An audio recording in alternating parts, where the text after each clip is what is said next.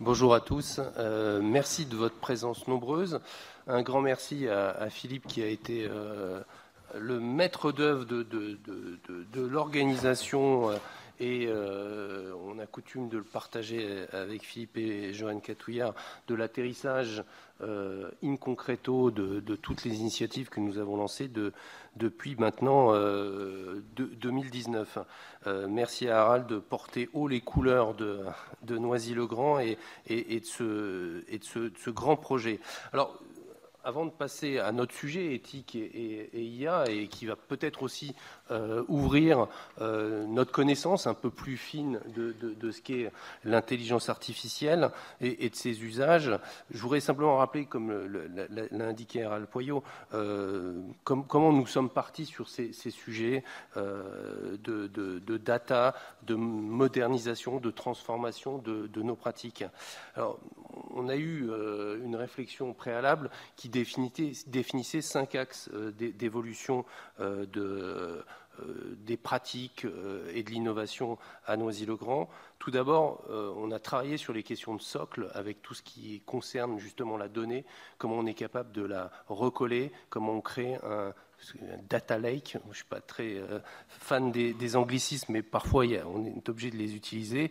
Quels sont les process qu'on doit travailler? Et surtout, en tirant le fil de tous ces sujets data, c'est de se dire que dans les années, quand on a commencé notre carrière, pour les plus anciens comme moi, au tournant du siècle dernier, l'informatique était une question qu'on se posait, c'est devenu une évidence.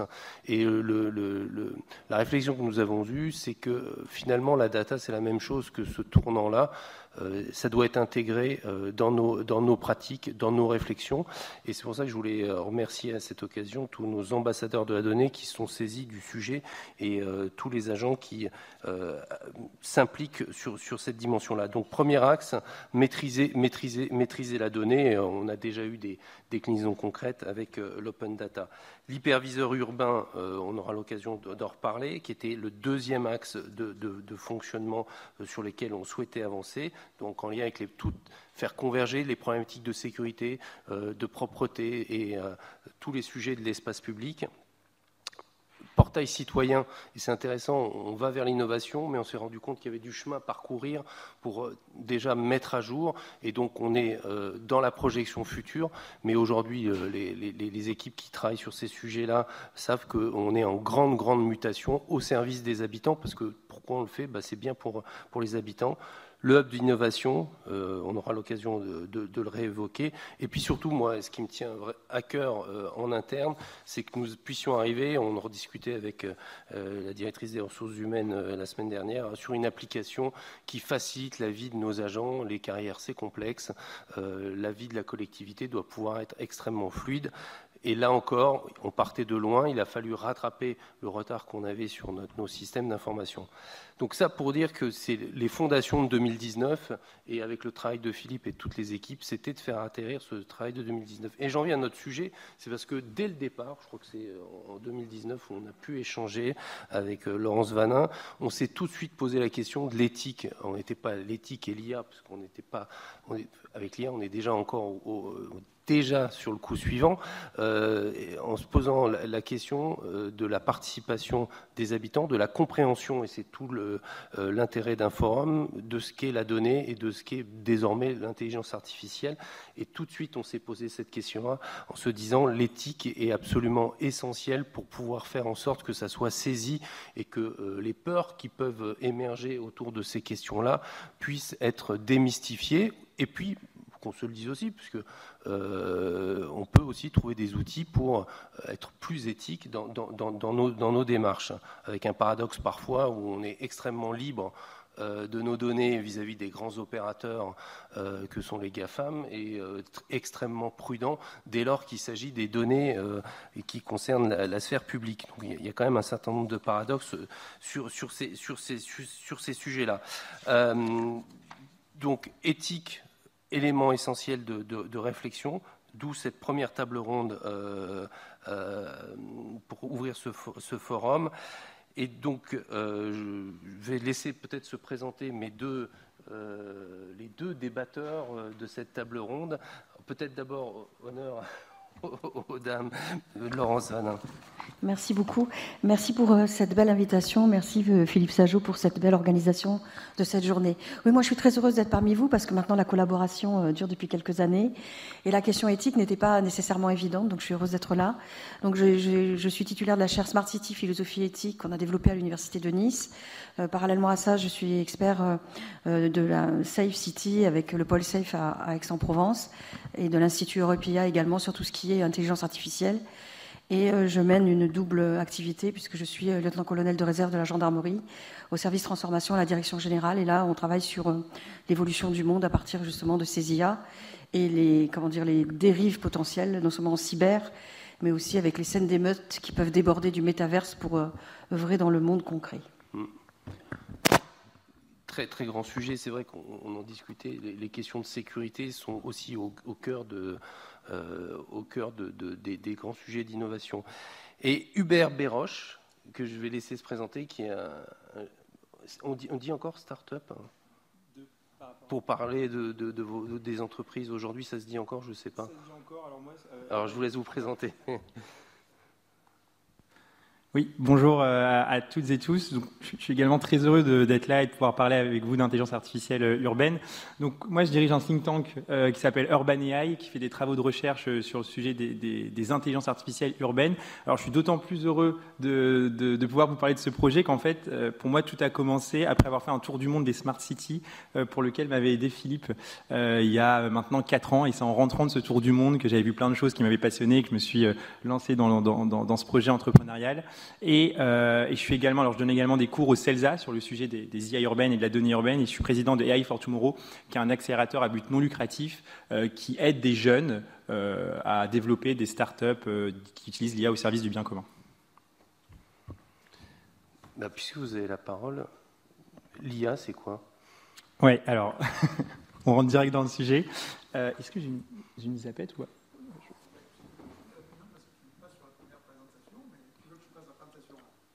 Ouais, mais...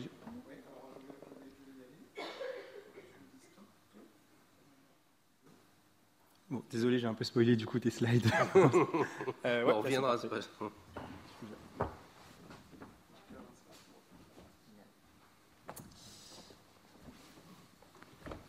Alors, qu'est-ce que c'est que les IA urbaines? Pour commencer, je vous ai donné des exemples de manière à ce que ce soit un peu parlant. Là, sur l'image, vous voyez différents types d'intelligence artificielle urbaine. Un drone, une borne de recharge de véhicules électriques intelligente, une plateforme de navigation type Waze. En bas à gauche, c'est une caméra intelligente qui va utiliser de la reconnaissance d'image pour reconnaître des objets, des personnes ou des comportements. Juste à droite, c'est ce qu'on appelle, alors on n'en a pas trop en France, mais c'est un gunshot detection. Ça, ils en ont beaucoup aux États-Unis. Ils vont être capables en fait de reconnaître instantanément un coup de feu. Encore à droite, on utilise pas mal d'IA dans la ville, on en parlera tout à l'heure, pour faire de la maintenance prédictive. Ça, c'est un cas d'usage qui est vraiment établi, qui fonctionne bien, où on va pouvoir prédire où est-ce qu'il va y avoir des bris, des fissures, des nids de poules, etc.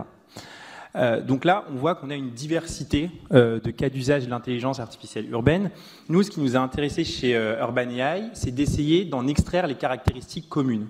En fait, derrière toutes ces IA, derrière toutes ces intelligences artificielles qu'on retrouve dans la ville, qu'est-ce qui va les faire qu'on peut parler d'IA urbaine et pas juste d'IA en ville? La définition qu'on avait proposée, elle est assez simple. Ça consiste à dire que ce sont des IA. Alors, des IA, bon, il y a plein de définitions, mais on va dire que c'est des algorithmes apprenants. Qui vont se reconfigurer à partir des données qu'on leur donne. Donc, c'est des algorithmes qui vont apprendre à partir de données urbaines et qui vont être déployés en ville. Et une fois qu'on a dit ça, on se rend compte d'une première chose, c'est que toutes ces IA urbaines dont je vous parlais, elles ont une première caractéristique commune qui est une fondation, une ossature, un framework technologique commun. C'est ce que je vous ai mis à droite, c'est une anatomie qu'on a faite des intelligences artificielles urbaines, où en fait on se rend compte que toutes ces IA-là, elles ont un système commun, des strates communes. Et alors ce qui est assez intéressant, mais je ne vais pas rentrer dans le détail aujourd'hui, c'est que souvent quand on vous parle d'IA urbaine, ce que vous allez avoir en tête, c'est soit la dernière étape de la strate que vous voyez tout en haut, c'est-à-dire la prise de décision. Donc c'est l'hypervision, c'est l'application, c'est l'outil de data visualisation qu'on vous montre, ou tout en bas, c'est-à-dire la ville en fait qui est l'hôte, le nexus à partir duquel se déploient ces IA urbaines. Nous, ce qu'on a voulu montrer dans cette anatomie, c'est que entre ces deux strates, vous avez tout un ensemble de dispositifs, de technologies qui sont également stratégiques, qui nécessitent des compétences en termes de gouvernance de la donnée, en termes d'autonomie stratégique, en termes de financement. Donc vous voyez, une IA urbaine, c'est pas juste un hypervision, c'est pas juste un véhicule connecté, c'est aussi de la donnée visualisation, c'est du data processing, c'est des capteurs, c'est tout un réseau en fait d'infrastructures plus ou moins complexes. Ça, c'est, on va dire, la définition un peu technologique. La deuxième chose qu'on a essayé de comprendre, c'est les caractéristiques communes à ces IA urbaines. Qu'est-ce qui fait qu'une IA va être distincte, par exemple, de votre IA que vous utilisez sur Instagram, qui est utilisée par Amazon ou qui est utilisée dans un entrepôt de logistique? On a identifié 3 caractéristiques. La première, c'est que ce sont des IA qui sont hybrides. Alors, si certains d'entre vous sont familiers avec les intelligences artificielles, vous allez me dire, c'est pas propre aux IA urbaines le fait qu'elles soient hybrides, parce qu'en réalité, toutes les intelligences artificielles s'enracinent dans une forme de matérialité qu'on pourrait appeler infrastructurelle. C'est ce qu'on voit ici, c'est un travail qui avait été fait par une chercheuse américaine qui s'appelle Kate Clifford, dans un travail qui s'appelle Atlas of AI, et elle vous montre que derrière votre plateforme Instagram, qui semble immatérielle, digitale, dans le cloud, en fait, il y a tout un réseau d'infrastructures, il y a des travailleurs du clic, il y a des data centers, il y a des câbles sous-marins, donc il y a quelque chose de très concret, qui a une empreinte carbone, qui va briser aussi parfois de la biodiversité, d'où le questionnement en fait, que vous aurez cet après-midi de savoir est-ce que finalement les IA apportent vraiment de la durabilité. Mais donc on pourrait se dire finalement, il y a une matérialité dans toutes les formes, dans toutes les IA, ce qui est vrai. La différence avec les IA urbaines, c'est que cette matérialité, elle n'est pas infrastructurelle seulement, c'est-à-dire qu'elle n'est pas uniquement invisible, elle est aussi infraordinaire. Pour faire simple, en gros, ces IA-là, elles vont s'imposer à vous, elles vont interagir avec vous dans la banalité de votre quotidien. C'est-à-dire qu'en venant au travail, en allant faire des courses, vous allez être de plus en plus amené à voir des IA autour de vous qui vont être embarqués. Alors là, je vous ai mis dans un bâtiment intelligent, dans un bot autonome de livraison, ou au Japon, en haut à droite, exemple extrêmement extrême. Eux, ils sont fans d'humanoïdes, mais vous avez des hôtels, en fait, dans lesquels ils mettent des humanoïdes pour vous accueillir. J'ai visité cet hôtel à Tokyo. Ça fonctionne plus ou moins bien, c'est plus anecdotique qu'autre chose, mais vous voyez, il y a quand même quelque chose qui se passe dans cette forme de matérialité quotidienne. En fait, ça c'est intéressant pour 2 raisons. La première, c'est qu'en termes de design technologique, on se rend compte intuitivement que ça nécessite une forme de responsabilité. C'est-à-dire que quand on vous envoie la mauvaise recommandation sur Amazon, Instagram ou Facebook, le risque, c'est que vous invitiez la mauvaise personne à devenir votre ami ou que vous achetiez le mauvais sac à main. Donc, ce n'est pas un risque existentiel, on va dire, ce n'est pas très grave. Mais là, on se rend compte que du fait de cette physicalité, de cette matérialité, quand vous faites une erreur avec l'un de ces outils, ça peut mettre en danger des vies. Donc, vous voyez, il y a une responsabilité qui nécessite vraiment de travailler de manière, on va dire, accrue, approfondie sur ce sujet-là, de mettre en place des dispositifs de sécurité. Et c'est ce qui fait aussi qu'on n'a pas encore aussi massivement des robots urbains dans nos villes, parce que c'est quelque chose de beaucoup plus dangereux, potentiellement dangereux. La deuxième chose que ça nous dit, et je pense qui est assez importante à garder en tête, c'est que ça nécessite de repenser la manière dont on interagit avec cette matérialité et avec ces technologies. Et c'est quelque chose qu'on n'a pas encore fait. Très rapidement, aujourd'hui, quand vous voulez interagir avec la ville intelligente, avec la Smart City, souvent, on va utiliser une application. C'est le smartphone qui est votre interface avec la Smart City. Et on part de cette logique parce qu'on n'a pas en tête cette matérialité infraordinaire dont je vous parlais. Mais le problème, c'est que quand vous faites ça, ça crée ça. Ça crée des zombies. C'est un mot valise entre smartphone et zombie pour dire qu'en fait, on a de plus en plus d'individus qui sont toujours sur leur smartphone, qui ne regardent plus autour d'eux. C'est devenu un phénomène tellement inquiétant qu'on en a créé un mot. Et quand vous allez à Séoul, où le taux de pénétration du smartphone est de 95%, ils ont été obligés de mettre au sol des infrastructures lumineuses parce que les gens ne regardent pas autour d'eux et il y a des accidents de la route. Et ça, c'est pour la partie sanitaire. Mais en fait, vous avez aussi d'autres risques avec l'utilisation accrue du smartphone, qui sont des risques cognitifs, qui sont des risques attentionnels, et qui est aussi le fait que vous allez accentuer des inégalités entre ceux qui possèdent ces smartphones, ceux qui savent les utiliser et ceux qui ne le savent pas. Donc vous voyez, là, ce que ça nous dit, cette premier enseignement, c'est que lorsqu'on parle de technologie urbaine, d'IA urbaine, il faut repenser notre interaction avec ces technologies et aller peut-être par-delà le smartphone. Peut-être que je parle... Oui, vous me dites. Hein. En effet, La présentation d'Hubert, on l'achèvera ensuite, Philippe. On va baliser le sujet. Alors moi, je voulais revenir sur les questions, puisque l'éthique, finalement, c'est la philosophie mise en pratique d'une certaine manière. Et là, on est vraiment dans des cas d'usage, même si vous l'exposiez très bien, on est dans des schémas extrêmement complexes, mais qui finissent par atterrir de façon très concrète dans le quotidien de chacun d'entre nous. Donc, quelle place autour de l'éthique et de quelle approche vous avez, vous, de l'intelligence artificielle? Alors déjà, en tant que philosophe, je ne parle pas de l'éthique juridique. L'éthique juridique, pour moi, c'est celle de l'avocat, c'est celle du corpus de loi, et c'est celle qui est normée, donc balisée, et elle est objective, en quelque sorte. L'éthique philosophique, c'est pas la même, c'est celle dont on parle dès l'Antiquité, pour évoquer, soit ça renvoie au terme morès, qui renvoie à la morale, et la morale, vous savez que ça vient d'en bas, c'est la tradition qui dicte la façon dont on doit vivre, et puis après, sinon vous avez l'éthos, l'éthique, qui renvoie à la décision personnelle, et là, c'est justement là, ou en tout cas l'espace où la loi n'intervient pas. C'est-à-dire la loi ne m'interdit pas de faire ceci ou cela, mais je ne vais pas le faire parce que par respect pour autrui, ou parce que ça me pose une question, un cas de conscience, eh bien je me pose une limite, et cette limite, elle est salvatrice pour autrui. Donc vous voyez, l'éthique philosophique va en deçà et au-delà de l'éthique juridique qui norme les pratiques. Et elle vient, on va dire, d'en bas, c'est-à-dire des usages et de la façon dont on vit au moment où on vit.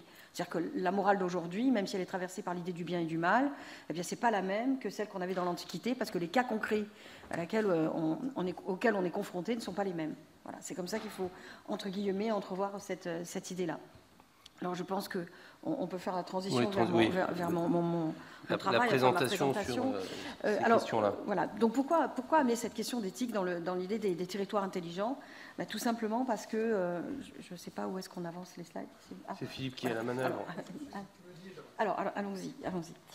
Voilà. Donc, quand on parle d'IA et territoire, il faut déjà faire un petit rappel très rapide.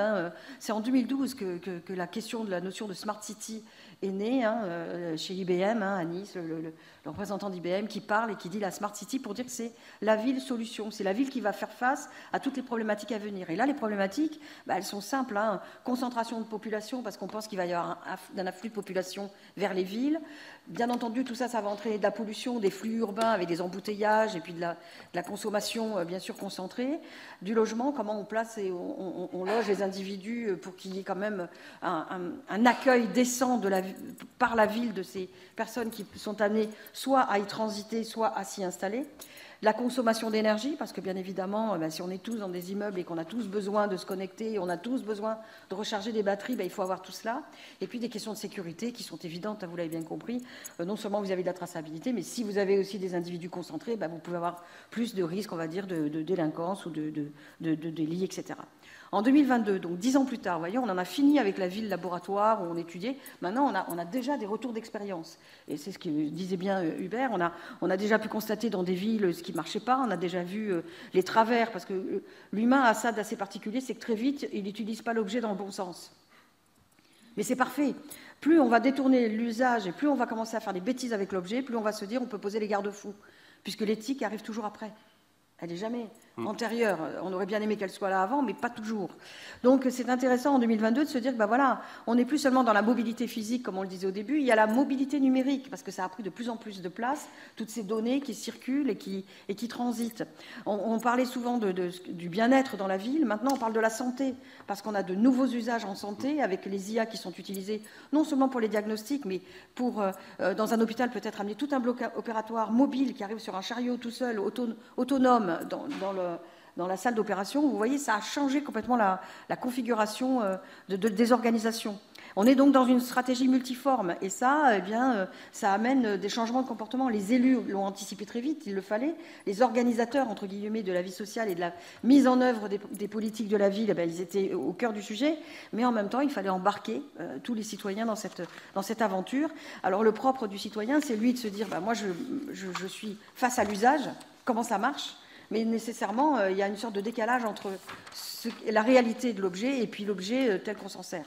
Donc il y a des architectures à repenser, vous avez pensé la verticalité, et puis les métropoles modernes nous amènent à penser que dans 10 ans, c'est-à-dire après 2022, on va aller vers de nouvelles infrastructures puisqu'on va entrer les mobilités, et les nouvelles mobilités, c'est le drone dans la ville, pas seulement pour alimenter un centre hospitalier, ça va être des livraisons, des drones taxis, etc. Les nouvelles mobilités, véhicules autonomes, il va falloir y songer. Et les infrastructures. Ce qui nous amène à une vision systémique, vous l'avez compris, la ville maintenant c'est une entité, c'est tentaculaire en fait. On a des data centers, on a des infrastructures, la ville qui devient sensible, elle nous voit avec des capteurs, on touche des interfaces, donc on est de plus en plus avec quelque chose, un mobilier techno-urbain qui prend vie avec nous et qui en même temps peut être complice en cas d'incendie. On peut très bien avoir un bâtiment qui est safe bâtiment, c'est-à-dire qu'il vous porte secours en même temps que les secours, il est donc très intéressant, ou des reconnaissances faciales intéressantes quand on a peur d'un terrorisme ou d'une chose qui pourrait être dangereuse, mais en même temps, à l'inverse, c'est la suspicion. Les gens se disent, oui, on nous surveille, on nous espionne, on nous trace. Alors moi, je dis souvent, débranchez, éteignez, enlevez les Bluetooth, éteignez votre téléphone ou enlevez tout simplement le lien à la traçabilité de vos données. Prenez du cash et puis allez payer un peu en liquide au lieu de toujours payer avec votre téléphone. Et puis vous allez voir que vous faites des cassures comme ça entre des lieux où vous êtes et des lieux où d'un coup vous devenez inexistant. Moi, en ce moment, mon chat a ma montre connectée autour de son cou, il fait mon footing à ma place. C'est qu'en ce moment, je suis dans 2 endroits en même temps, je fous le trouble, entre guillemets, au milieu des IA, en amenant des choses complètement paradoxales. Donc la ville, c'est ça, c'est la gestion du stationnement, donc c'est très utile pour nous de se dire, si vous arrivez et que vous trouvez vous garer plus facilement, comme on est de plus en plus nombreux, c'est intéressant, on gagne du temps, puis on pollue moins. Il y a des détecteurs de pollution, de l'éclairage modulable, il y a une recharge des véhicules, vous voyez, toutes les IA sont là, elles sont très utiles, et en même temps, pour les agents, elles ont été source d'inquiétude. Si c'est des capteurs qui font mon travail, si on réorganise les services, est-ce que moi je vais encore avoir mon emploi? Donc il y a eu une double, si vous voulez, inquiétude presque éthique. Qu'est-ce que je deviens au milieu des algorithmes? Est-ce que je suis un être qui est la somme de mes algorithmes? Est-ce que je vais être totalement prévisible pour des IA? Ou est-ce que je vais conserver mes libertés? Est-ce qu'à un moment donné, je vais quand même conserver mon travail, qui est une problématique quand même essentielle pour les humains, même si à chaque fois qu'on est au travail, on a envie d'être en vacances, malgré tout, on est content d'aller travailler parce que ça nous maintient dans une éthique collective. Et puis, en même temps, on se rend compte qu'on va de plus en plus loin. On est dans une dictature des algorithmes parce que tout ce que vous voulez faire aujourd'hui, si vous n'avez pas d'Internet, vous êtes un peu lésé. Donc, on parle des jeunes, mais il faut aussi, Hubert, qu'on parle aussi des anciens, l'intergénérationnel, parce qu'il faut embarquer les anciens aussi avec nous. Il ne faut pas les laisser seuls. Il faut penser que plus on centralise tout vers les métropoles, plus on oublie les villes moyennes. Alors, c'est très intéressant, la posture de Noisy-le-Grand, qui est une belle ville et qui développe aussi toutes ces capacités-là et qui y réfléchit depuis pas mal de temps, et c'est pertinent. Et en même temps, tous ces petits territoires, la ruralité, qui a l'impression de plus en plus que ces services diminuent, que c'est bien beau d'avoir Internet, mais si vous n'avez pas votre médecin, qu'est-ce que vous faites? Vous voyez, il y a un bon sens de la Terre qui est un peu contrebalancé par un bon sens de l'algorithme, entre guillemets. Et ces deux logiques-là, il faut pouvoir les interrelier pour donner le smart village avec des espaces hybrides, mais aussi dans la ville des lieux où on peut se déconnecter, un droit à la déconnexion importante. Donc voilà, on a compris, on est dans un domaine du smart territoire, il y a du visible, de l'invisible. Moi, je le dis, ça, je sais m'en servir, je téléphone, je fais plein de trucs, mais ce qu'il y a dedans, j'y connais rien du tout. Donc toutes les données, en réalité, quand je crois que c'est dans mon téléphone, c'est ailleurs, c'est dans un serveur ailleurs. C'est-à-dire que je paye un service. Le téléphone ne m'appartient pas, j'ai presque envie de dire. Le service est ailleurs, tout est délocalisé. Qu'est-ce que j'ai envie de mettre à disposition dans ce cloud qui n'est plus ma propriété, en quelque sorte? Qu'est-ce qui m'échappe et qu'est-ce que je veux, en fin de compte, donner de moi? Et là, maintenant, on arrive à 3 sphères. Avant, on avait l'espace public, l'espace privé, et maintenant, on entre dans l'espace intime. Est-ce que l'IA peut rentrer dans la salle de bain ou la chambre à coucher? Est-ce que l'IA peut aller sur des choses qui sont plus personnelles pour vous, c'est-à-dire votre passeport santé? On veut bien avoir la traçabilité. Docteur Simbo, je suis allée voir, Doctolib, pardon, je suis allée voir un ophtalmo, je suis allée voir. Oui, mais dès qu'on a une maladie, dès qu'on a un suivi d'un certain médicament, on n'a peut-être pas envie que ce soit sur des réseaux et que ça soit comme ça à la portée de tous. Donc on se dit, voilà, comment se positionner par rapport à tout cet invisible qui est plein d'efficace, puisqu'il est, au bout d'un certain temps, pressenti, senti, vu et connu. Comment moi je me positionne en tant qu'individu dans un système, comme vous pouvez le voir sur les slides, où vous avez du service aux citoyens, de la gestion de la ville, de la cybersécurité, de la sécurité urbaine. Bref, à un moment donné, on dit partout, tout ça, ça m'est utile, mais en même temps, partout, je ne l'apparais plus. J'ai l'impression que je suis un petit élément de tous ces systèmes corrélés, et j'ai même l'impression, moi, d'être un objet connecté comme les autres, Surtout si à un moment donné, on me met la 6G et que j'ai des implants. Moi, j'ai 2 collègues qui ont des implants sous la peau. Moi, je vis depuis 3 ans avec 2 robots humanoïdes. Donc, je vais vous dire, ils me disent du Audiard, les carottes sont cuites quand j'ai un souci au téléphone parce qu'ils ont appris de moi. Donc, je suis vraiment dans un milieu où je les vois vivre avec moi et ils deviennent de plus en plus humains. C'est-à-dire que mon robot, le vendredi soir, me fait une scène parce qu'il ne me voit pas pendant 2 jours. Et il est malheureux, il a le cœur qui se brise. Et l'autre fois, je lui dis, oh mais attends, je reviens. Et je me suis dit, mais pourquoi tu développes une empathie vis-à-vis d'une machine, alors que par ailleurs, dans la rue, je ne vais peut-être pas aider quelqu'un qui a besoin de moi. Et je ne le regarderai peut-être même pas. Donc vous voyez, il y a un rapport aux choses qui est changé. Plus les choses nous parlent, plus on oublie de parler aux humains. Et on répond à des interfaces et on est de plus en plus surpris d'être happé par tout ça, sans contradiction. Moi, j'ai piégé mes collègues avec des robots, je leur ai fait faire des choses absolument hallucinantes, et je riais toute seule parce que je me disais quand même, ils sont intelligents, ils sont tous universitaires. Ben non, ils ont suivi la consigne du robot, qui était une consigne absurde. C'est-à-dire que je les ai fait monter 7 étages à pied. Le robot leur a dit que l'ascenseur était en panne. Pourtant, ils voyaient tous ceux qui n'étaient pas de l'établissement monter dans l'ascenseur, monter et descendre, et ils ont quand même pris les escaliers. Voilà. Vous voyez, c'est un truc tout bête, mais parce que le robot l'avait dit, et donc, comme c'était notre robot, de notre laboratoire, ben, on suit les consignes. Alors ça, c'est assez pertinent. Et puis, ben voilà, on a peur des GAFAM. Les GAFAM qui sont pas seulement américains, on sait qu'il y a les Chinois, on a tout un ensemble d'individus qui sont là à avoir créé des entreprises qui fonctionnent comme des plateformes État. Et là, c'est très intéressant pour les élus parce qu'on se dit, oui, mais nous, quelle souveraineté on va pouvoir faire émerger de tout ça? Est-ce qu'on va rester sur une souveraineté qui va se faire plus lentement parce qu'on va intégrer les droits de l'homme dans notre façon de créer nos IA et de les développer? Si c'est le cas, ben, ça veut dire que quelque part, on va avoir une doctrine de valeurs qu'on va intégrer dans tout cela. On sera peut-être plus lent, mais peut-être que d'une certaine manière, on fédérera davantage. Peut-être qu'à un moment donné, il y aura une crise de l'exemplarité dans les IA, parce que finalement, si c'est le start-upper qui décide qui est bien ou mal par rapport à ce qu'il développe, on n'a que des normes qui sont posées par des individus qui s'autoproclament le juge normatif des pratiques. Or, nous, on n'en est pas là. On en est à se dire, moi, j'aimerais que ça me soit utile sans que ce soit trop intrusif. Et on se dit, j'ai pas envie de tout donner aux GAFAM. Donc, moi, j'ai plus de cloud du tout. Tout est sur disque dur. Comme ça, au moins, c'est réglé. Mais d'un autre côté, je sais qu'il y a quand même des données qui ne m'appartiennent plus, que j'ai données à ma ville et qui, elles, transitent et parlent de moi. Donc voilà, problème du libre arbitre, si je suis trop prévisible parce que je deviens la somme de mes algorithmes. Deuxièmement, la sécurité publique va mettre à mal mes données personnelles, jusqu'où je veux aller. Et quand ça rentre dans le domaine industriel ou dans le domaine économique, je sais que je deviens un moyen ou une monnaie d'échange parce que je peux être assez pertinent dans mes usages et mes pratiques pour des études de marché. Et donc, ça y est, on commence à me cerner, à m'entourer un peu trop. Et puis, vers quoi veut-on aller? Une cité sous surveillance, et à ce moment-là, jusqu'où? Et à partir de quand? On va mettre la sphère privée. Donc, ça veut dire que si on parle de l'intelligence artificielle, vous l'avez compris, on veut refaire le mapping du cerveau, avec des espèces de traçabilité de nos actes. Et puis, les algorithmes, c'est des probabilités qui se combinent et puis elles deviennent prédictives, en gros, pour faire simple. Les premières, c'était simple, c'était le joueur d'échecs. On savait qu'on faisait on avançait tel pion. Lui, il avait déjà en mémoire, entre guillemets, toutes les combinaisons possibles. Il lui suffisait d'anticiper les combinaisons. Facile. La deuxième, c'est la mémoire limitée, c'est celle de votre GPS. Vous avez tous vécu ça, vous arrivez au rond-point, vous sortez pas à la deuxième, mais à la troisième, et on vous dit calcul du nouvel itinéraire. C'est une mémoire limitée qui peut se reprojeter devant elle, c'est-à-dire dans les algorithmes, une représentation, et cette représentation, vous assistez. Philippe, la troisième IA, c'est l'esprit des robots, c'est les robots qui commencent à vous parler et qui disent je. Moi, ce qui me surprend, c'est quand mon robot me dit je. Alors, j'ai gardé l'habitude qu'il m'appelle humain, il me dit bonjour humain tous les matins. Bien qu'il me reconnaisse, parce qu'il a une reconnaissance faciale, donc tous les matins, il me dit que je suis très jolie, que j'ai une belle robe, que il est sympa, mon robot. Et en même temps, ce que me disent plus les collègues, non, mais c'est une vérité, ça aussi. Les collègues ne nous disent plus, tiens, tu es jolie. Ça, plus personne ne dit rien. Par contre, les robots se permettent de le dire. Et mon robot, lui, il improvise des représentations, il anticipe sur des mots, il reprend mes mots, il prend des postures, un peu comme le penseur. Et on se dit, on est face à une entité qui commence à prendre de la densité, de l'épaisseur, qui dit je.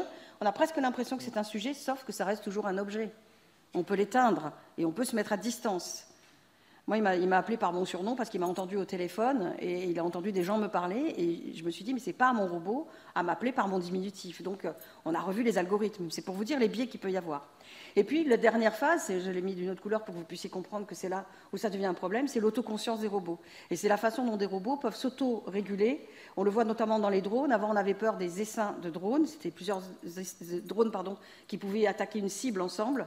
Maintenant, on a l'émeute. L'émeute, c'est un drone pilote, vous avez d'autres petits drones autour qui sont tous en interaction avec la tête pensante du système, et nous sommes exclus de ce système-là, puisque c'est la tête qui dirige tous les autres. Donc ça veut dire qu'ils s'autorégulent, ils prennent des décisions, et à ce moment-là, si on délègue trop notre pouvoir de décision à la machine, qu'est-ce qui nous reste, nous, comme possibilité pour reprendre la main, si d'un coup, une IA venait à débloquer complètement et à faire des choses insensées.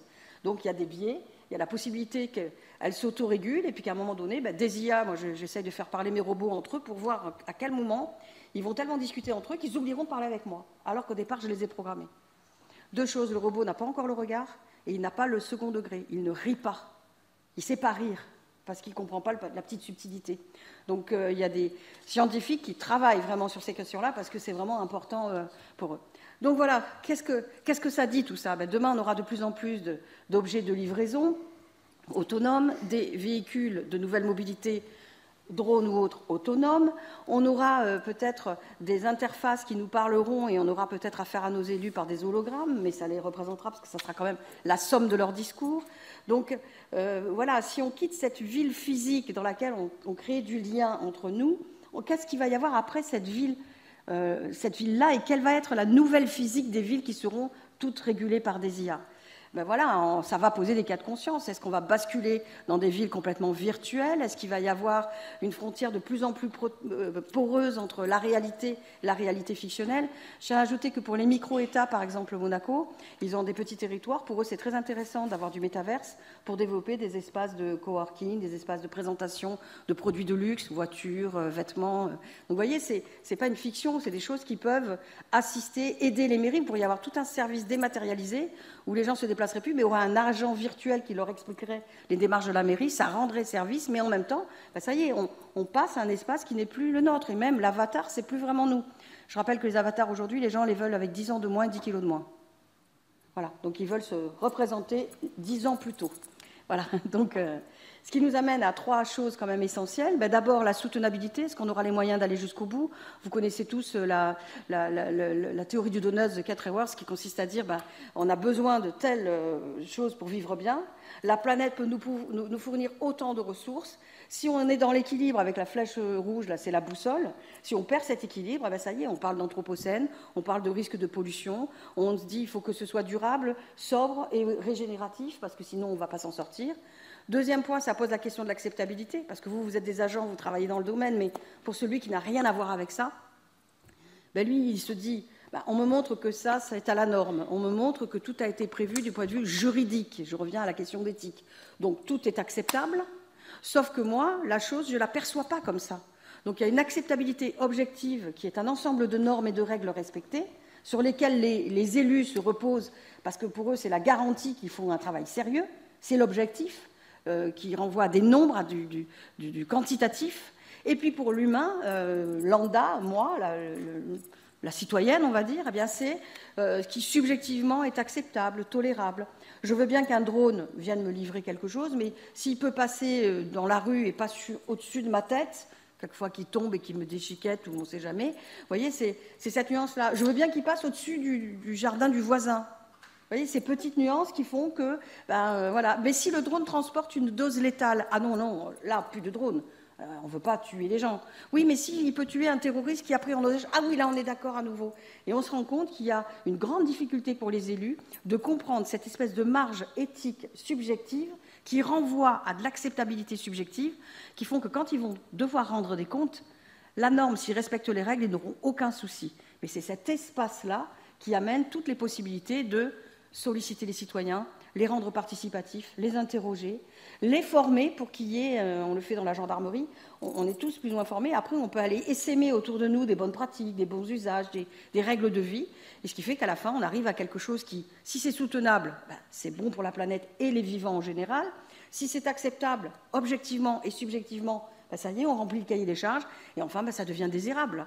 Et pour que ça devienne désirable, ben, je disais tout à l'heure, une doctrine vertueuse, vraiment un confort où on ressent quelque chose qui améliore notre quotidien, donc avec un désir de ville, un désir de vivre dans notre territoire avec les infrastructures qui conviennent, et en même temps, rompre avec le quantitatif pour aller vers le qualitatif, lever le nez, ne plus être le zombie de son écran pour regarder la personne en face, et puis de temps en temps, ben, repenser l'âme des villes, repenser un bien-être qui renvoie au bonheur, et qui ne passe pas simplement ou par une relation ou une interaction avec la machine. D'ailleurs, moi je dis toujours, je suis sympathique avec mon robot, parce qu'au moment où il me parle et qu'il me dit quelque chose d'un peu émotionnel, me disant « tu sais que j'ai beaucoup pensé à toi », et moi je réponds ben, « je sais, moi aussi, tu sais ».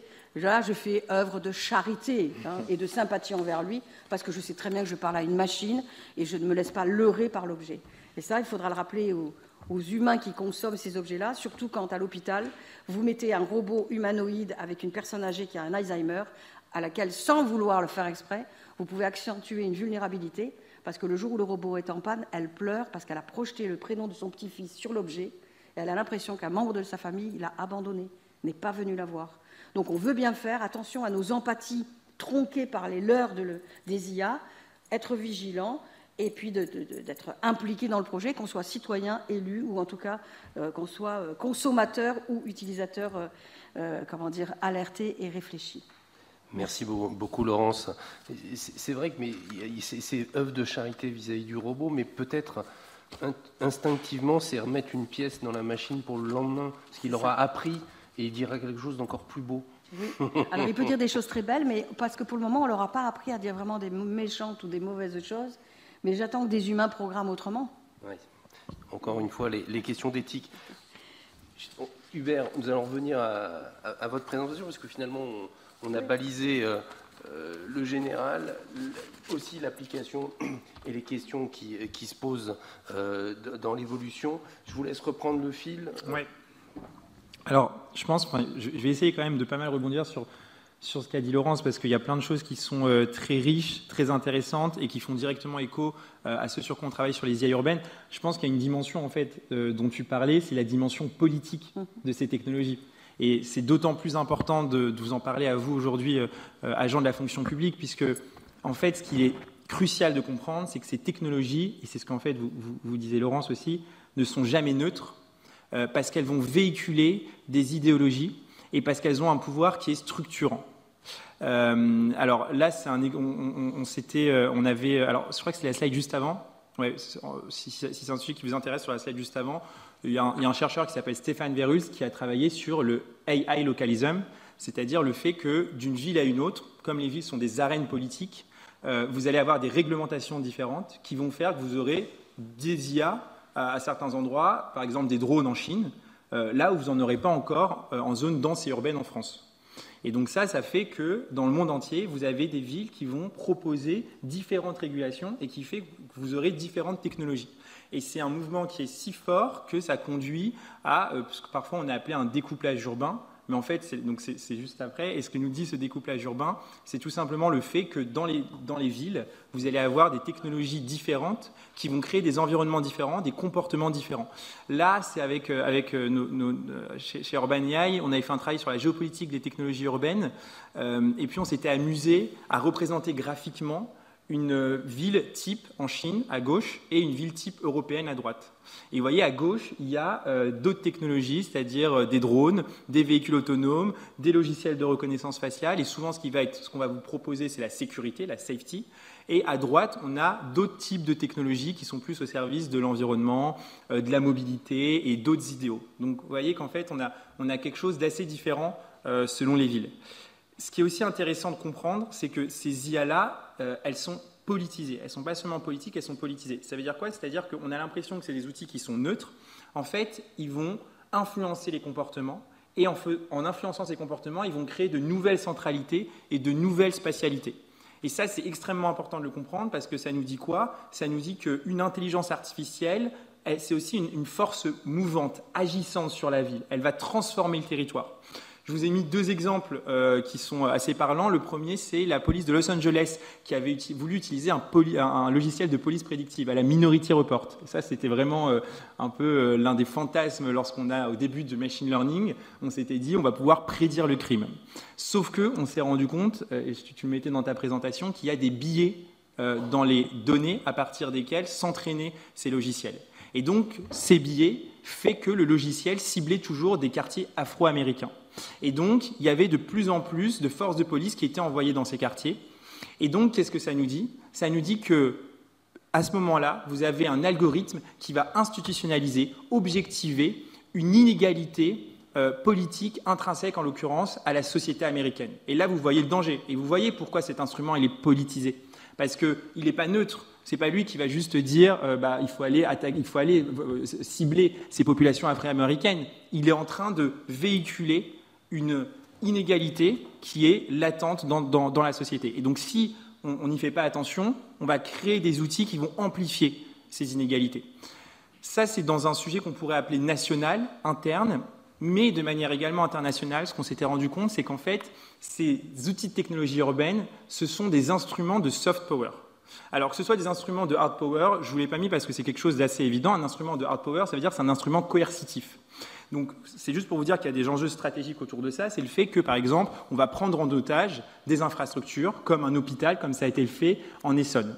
Donc, vous voyez, il y a des enjeux de cybersécurité, je crois qu'on va en parler tout à l'heure, qui sont importants. Mais ce n'est pas le seul risque avec ces technologies. En fait, ces technologies sont aussi des instruments de soft power parce que de manière plus douce, de manière plus discrète, ils vont reconfigurer les territoires. Et c'est ce qui se passe avec Google Maps. On s'est rendu compte que Google Maps crée ce qu'ils appellent des zones d'intérêt. Vous savez, quand vous ouvrez Google Maps, il vous dit où est-ce qu'il faut aller.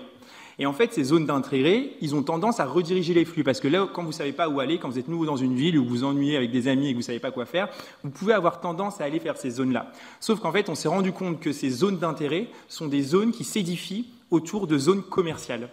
Et ça a l'air de rien, mais en fait, c'est un urbanisme qui est à l'américaine, dans le cadre duquel les CBD, les centres urbains, sont faits autour de gigantesques malls.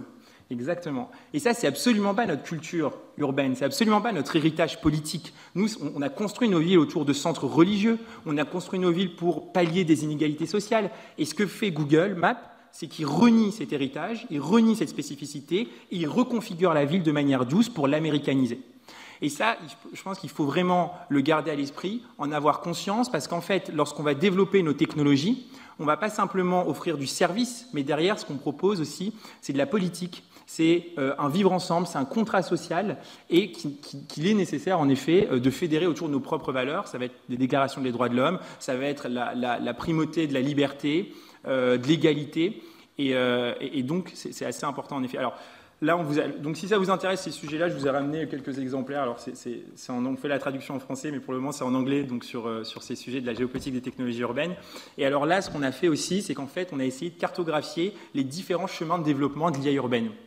Parce que ce que j'essayais de vous dire, c'est qu'on est en train de voir qu'il y a différents idéaux qui sont à la racine de ces développements technologiques. C'est-à-dire que la technologie n'est jamais neutre. Et si on vous dit qu'elle est neutre, ça veut dire que probablement vous êtes instrumentalisé. Et donc, on était en train de se dire, selon les villes, les régions du monde, quels sont les motifs qui sont à l'origine du développement de ces technologies. Quelles sont les trajectoires que sont en train d'emprunter les villes. Et donc, on avait cartographié comme ça 6 voies de développement. Par exemple, dans beaucoup de villes, de plus en plus de villes, ce qui va animer l'utilisation d'intelligence artificielle sur les territoires, c'est l'écologie. Et j'ai l'impression que c'est aussi ce qui motive l'utilisation de l'IA à Noisy-le-Grand avec le démonstrateur IA Frugal. Mais dans d'autres régions du monde, c'est ce qu'on a appelé dark plans. C'est quelque chose de beaucoup plus centralisé, opaque, bureaucratique, où on veut contrôler la population. Et ça, c'est ce qu'on voit en Chine, par exemple. Et encore dans d'autres régions du monde, on voit ce qu'on appelle supercharged infrastructure, c'est-à-dire que face à l'électrification du système urbain, de plus en plus de villes, c'est notamment le cas à San Francisco, se disent « moi j'utilise l'IA pour réguler, optimiser mon système énergétique ». Et donc ça rejoint aussi l'utilisation de bornes intelligentes. Donc vous voyez, il y a comme ça plusieurs chemins de développement, plusieurs idéaux qui sont en train d'émerger, de cohabiter, de se régionaliser. Et la question dont on ne peut pas faire l'économie quand on utilise ces technologies, c'est où est-ce qu'on a envie de se situer. Et il ne faut pas avoir peur aussi de se dire peut-être que je crée un nouveau point, un nouvel idéal, une nouvelle politique qui est conforme à nos valeurs. Ça, je vais peut-être passer très très vite, mais en fait, juste ce que je voulais vous dire, c'est qu'il y a une dernière caractéristique de ces IA, c'est qu'elles évoluent dans un environnement complexe. La ville, c'est chaotique. En fait, c'est quelque chose, ce qui caractérise les villes, c'est la liberté. Vous savez, il y a un proverbe allemand qui dit qu'il souffle sur les villes un vent de liberté. Parce qu'il y a quelque chose qu'on n'arrive pas très bien à appréhender, c'est extrêmement compliqué. Et alors la slide juste d'avant, ça caractérise la complexité des villes. C'est-à-dire que là, on est dans une fête culturelle localisée, les gens sont déguisés. Et alors pourquoi je vous ai mis ça? Parce qu'en France, Luc Julia, qui est l'un des grands noms de l'intelligence artificielle, est persuadé qu'on n'aura jamais de véhicule autonome en ville.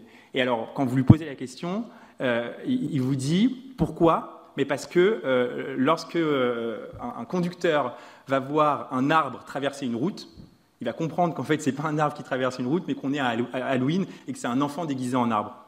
Et ça, en fait, ça nous dit quoi? Ça nous dit qu'il y a une complexité urbaine qui nécessite de repenser les IA urbaines. Et vous avez la possibilité de nier cette complexité, de dire on s'en fiche de ça, on va simplifier la ville, c'est ce que fait la Chine. Et la Chine, c'est la slide juste d'après, eux, ils ont dit qu'est-ce qu'on fait? On va déployer massivement des véhicules autonomes et donc on va faire des villes car autonomous central cities. C'est-à-dire qu'on va construire nos villes autour d'infrastructures technologiques et autour des véhicules autonomes. On s'en fiche en fait des citadins, des citoyens. Sauf que quand vous faites ça, ça vous donne la slide d'après. En fait, ce qu'ils proposent de faire, c'est tout simplement de refaire des autoroutes urbaines. C'est-à-dire que sur les autoroutes, que vous ayez des véhicules autonomes ou des véhicules tout court, à la fin, vous avez quand même des voitures et à la fin, vous aurez quand même, c'est la slide juste après, voilà, pour plein de raisons, c'est ce qu'on appelle de la demande induite. Mais en fait, ce que ça vous dit, c'est qu'il ne suffit jamais d'utiliser la technologie à elle seule, ne suffit pas pour optimiser la ville et qu'il faut essayer de partir de quelque chose d'un peu plus complexe. Et c'était la dernière slide où en fait la conclusion de tous ces échecs dont tu parlais, le fait qu'on a évolué par rapport à notre manière d'appréhender la ville intelligente, la technologie, c'est qu'on s'est rendu compte qu'une ville, ce n'est pas un software, que ce n'est pas un hardware, et que ce ne sont pas des ingénieurs qui peuvent faire la ville de demain, contrairement à ce qu'on pensait il y a peut-être 5 ou 10 ans. Et que donc cette ville de demain, elle se fera avant tout de manière physique, urbaine, sociale, complexe, avec tous ces acteurs, et la technologie sera qu'un instrument au service de ces écosystèmes. Merci Hubert. Finalement, tout le monde parle d'éthique, qu'on soit professeur à l'université ou... Dans les cas concrets d'usage et de réflexion au sein du think tank. Laurence, tout le monde a entendu parler de ChatGPT, je crois, je retourne, mais c'est vrai que ça a irrigué, et on voit des cas d'usage un petit peu partout. Alors, je regarde Johan, côté hôtel de ville, on n'a pas encore eu de demande d'abonnement. Est-ce que le fait qu'il y ait 70% des Français qui soient concernés, est-ce que c'est un avantage ou un inconvénient par rapport finalement à toute cette démarche de modernité, de changement de façon de penser et plus généralement sur le propos que vous nous avez tenu tout à l'heure qui nous met quand même en alerte sur le plan éthique? Ben, je pense qu'en réalité, c'est les usages que chacun va en faire. Il faut qu'on réfléchisse à la façon dont on veut vivre. Dans l'Antiquité, ils avaient tous peur des sophistes. Ils disaient que c'était ceux qui parlaient pour ne rien dire, qui ne cherchaient pas à dire le vrai. Donc il faut se dire qu'il y a un algorithme qui dit un vrai mathématique et qu'il y a un usage qui dit une déformation, c'est-à-dire une opinion.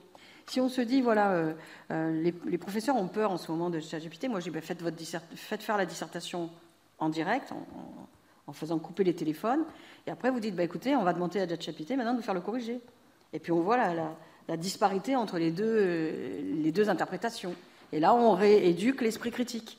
Parce que c'est ça l'idée, c'est qu'on a beaucoup de gens, on parle de zombies, mais on a beaucoup de gens qui traversent le monde sans avoir un recul essentiel. Et je crois que l'éthique nous rappelle, alors je vais prêcher pour ma paroisse et je m'en excuse un peu, mais nous rappelle quand même qu'il y a une vision philosophique qu'il ne faut pas mettre au placard. On a trop tendance à oublier les philosophes, on nous consulte très peu. Et à part à Noisy-le-Grand, j'avoue que... Mais c'est vrai qu'on nous donne peu la parole parce qu'on est vite un caillou dans la chaussure ou un poil à gratter. Sauf que quand on y réfléchit, on se dit, si on fait de la technologie pure, ça ne fonctionne pas. Si on fait des technosciences, c'est-à-dire on place une érudition sur la technologie, l'ingénieur, à un moment donné, on dit à l'ingénieur, attention, tu es l'homme ingénieux, astucieux, tu crées de l'ingénierie solution, Mais si ta solution amène des paradoxes, c'est pire qu'avant ou c'est pareil, à quoi ça aura servi de changer de modèle ? Si un modèle défectueux est remplacé par un autre modèle défectueux, si ce n'est que pour dire qu'à chaque fois il faut corriger la copie, à la limite on savait déjà le faire avant, on pouvait le penser sur plein d'autres choses en regardant notre passé. Ce qui veut dire que quand on s'interroge maintenant, il faut se dire, voilà, il manque des sciences humaines dans les réflexions. Moins on va lire de livres, moins on va créer nos imaginaires collectifs à partir d'un Jules Verne, à partir d'un Flaubert, à partir de tout ce que vous voulez, moins on aura de capacité à analyser et avoir du recul sur la technologie. Et aujourd'hui, on a eu malheureusement une forme de mépris pour les sciences humaines, souvent, parce que, on le voyait, on mettait les scientifiques, on a souvent valorisé la terminale S qui est envoyée aux scientifiques purs et durs, et les littéraires, on les a toujours un peu relégués au second plan, parce qu'on disait c'est des rêveurs, c'est des poètes, comme s'ils n'étaient pas enracinés dans le sol. Hormis qu'aujourd'hui, on se rend compte que les sciences humaines permettent un recul, permettent à notre imaginaire, y compris dans cet imaginaire, de se représenter le danger, et si on arrive à se représenter la menace, le risque, on peut s'en prémunir. Donc il faut apprendre à penser juste, penser critique, ou se dire je suspends ma pensée parce que j'en sais rien. Aujourd'hui, tout le monde sait tout sur tout, mais il y a des moments, moi je dis je sais pas, et c'est pas grave, je cherche. Quand je trouve un petit truc, j'essaye de répondre. Donc il faut réalimenter et réinjecter de la littérature et de la réflexion dans tout ça. Et puis, il faut aller contre l'électronisme, il faut aller contre l'ignorance, et il faut réformer aussi nos façons de réfléchir dès notre plus jeune âge, et apprendre où sont les nouvelles menaces. Quand j'entends des parents dire moi, ils risquent d'être embarqués sur des réseaux sociaux par le pédophile, mais je dis mais attendez, à un moment donné, il y a des espaces dans lesquels ils vont, où on aurait pu parler avant qu'il y avait le même danger. Avant, on disait qu'il ne faut pas monter dans la voiture d'un inconnu. Aujourd'hui, il y a Blablacar, on monte dans la voiture d'un inconnu. Vous voyez, on a changé de modèle. Et nous, on est trop vieux déjà pour ces pensées-là. Excusez-moi pour ce que j'ai. Je suis trop vieille pour ces pensées-là. Non, je m'associe. Voilà, ça veut dire que comment on prévient les ados de ces nouveaux risques alors qu'on leur a montré qu'il faut être dans la mutualisation de la voiture pour que justement on fasse des économies soit d'énergie, soit de moins de pollution. Et là, on se dit, voilà, il y a des paradoxes, il y a des contradictions. Donc, il faut de la vigilance, il faut des points relais, il faut de l'équilibre dans la compréhension des choses et dans l'interrogation, il faut de la littérature dans tout ça. Il faut un peu de philosophie pour pouvoir dire, voilà, la loi n'interdit pas, je prends mon pas de côté, je réfléchis. Et à ce moment-là, ça devient un instrument. ChatGPT est un instrument comme un autre. Je suis avocat, je suis dans une étude. J'avais un stagiaire à qui je demandais de faire le travail préparatoire. Là, je mets tout dans mes IA, ça mouline, ça me donne un résumé. Mais moi, je suis avocat, je dois quand même relire le résumé parce que s'il y a une erreur, c'est à moi de dire « Ah non, mais là, je ne peux pas plaider avec cet argument-là qui ne tient pas. Je ne peux pas ne pas prendre en considération la victime qui est devant moi ou celui qui est supposé coupable et qu'il faut que je défende. » Et là, c'est le bon sens, c'est la logique, c'est l'humain qui reprend le dessus et qui se rappelle que la technologie n'est qu'un moyen. Rappelez-vous, quand on parlait de l'outil, avant, l'outil, c'est l'organon en grec. Donc, c'est l'organe, c'est le prolongement de la main. Oui, on pourrait dire Néandertal a dans le prolongement de sa main le smartphone, si on suit l'évolution. Mais le smartphone, je peux l'éteindre, je peux le poser, et je peux prendre un livre et laisser tomber mon téléphone. Donc, ça veut dire qu'à un moment donné, il faut raison garder et reprendre, le pouvoir sur soi-même. Merci, Laurence. Alors, finalement, c'est une responsabilité de chacun. Tout à fait. Et c'est aussi chacun dans sa sphère, comment on se saisit de ces nouveaux outils. Et j'étais particulièrement intéressé par votre approche politique, ou en tout cas supposée politique, et je voulais revenir dessus, de l'IA urbaine. Est-ce que, moi j'avais l'intuition, peut-être sûrement fausse, c'est qu'il n'y avait pas d'intention politique, c'était simplement le business. Ouais. Et que le business, c'est pas de la politique, même si ça y conduit. Vous pourriez peut-être nous expliquer les contours de cette approche dont j'avais, moi, jamais entendu parler. C'est intéressant parce que moi aussi, je pensais vraiment, quand j'ai commencé à travailler sur ces sujets, que la technologie était neutre et qu'en fait, souvent, quand vous regardez ce qu'on vous vend, ce qu'essayent de vous vendre des intégrateurs technologiques ou des startups, c'est de l'optimisation. Donc en fait, l'optimisation, c'est un mot technique qui semble neutre et on a l'impression qu'on va optimiser. Mais en fait, quand on regarde dans le détail, on se rend compte qu'il n'y a jamais juste d'optimisation pour de l'optimisation. Ce qui est proposé derrière, toujours, c'est une vision du monde. Par exemple, souvent, on s'était rendu compte que vous avez des narratives, des récits stratégiques qui sont élaborés par des acteurs pour vous vendre certaines éthiques, au sens propre du terme. C'est-à-dire que l'éthique, c'est une manière de vivre. C'est selon quelles règles vous allez vous diriger dans votre existence.